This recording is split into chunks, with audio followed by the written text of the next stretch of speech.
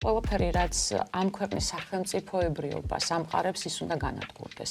ან დაიმორჩილონ, რაც ერთ და იგივე პრინციპში.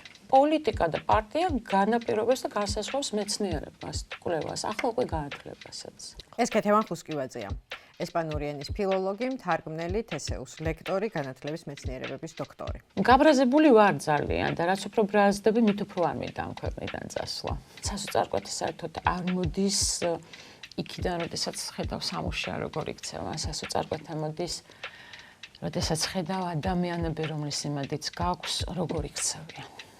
ქეთი ერთ-ერთია თბილისის სახელმწიფო უნივერსიტეტის თითებზე ჩამოსათვლელ ლექტორთა შორის, რომელიც ღიად აფიქსირებს თავის უარყოფით დამოკიდებულებას ეგრეთ წოდებული განათლების რეფორმისა და ქართული ოცნების ხელისუფლების მიმართ. სტატუსის შენარჩუნებაზე ორიენტირებული პროფესორ-მასწავლებლები ყავს, ასე აღმოჩნდა, რომლებსაც შინაარსობრივად ვერ გაუგიათ სინამდვილეში რას ემსახურებიან, ვერ გადარჩებიან სამწუხაროდ ვერც ისინი და ვერც თავად სამუშია.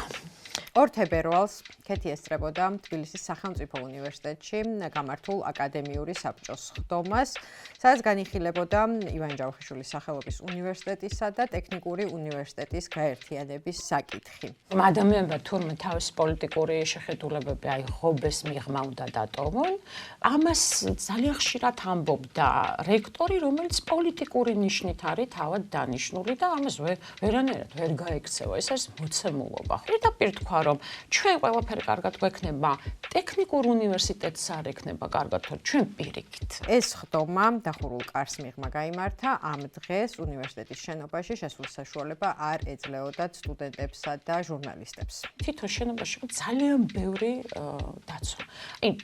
ალბათ იქნებოდა დაახლოებით 100-მდე ადამიანი სხვადასხვა ადგილებში და დადიოდნენ და როგორც თავეჭილება იყო, იცით, რომ სადღაც ვიყავით ძალოვან სტრუქტურაში შესული. ამ ინტერვიუში ჩვენ ვლაპარაკობთ განათლების რეფორმაზე, რომელსაც აკადემიურ წრეებში განათლების დეფორმასაც უწოდებენ, თესეუზე და პროტესტზე, რომელსაც სულ რამდენიმე ლექტორი და სტუდენტი გამოხატავს. აღმოჩნდა, რომ თურმე ჩვენ საბჭოთა კავშირიდან ვერ გამოვედით. ასე ახლა ერთი ხელის აღებით გადაუწყვიტო ამ ხელა უნივერსიტეტს ასეთი ისტორიით ბედი, ეს ნიშნავს, რომ იმის იქით უკვე აღარაფერია.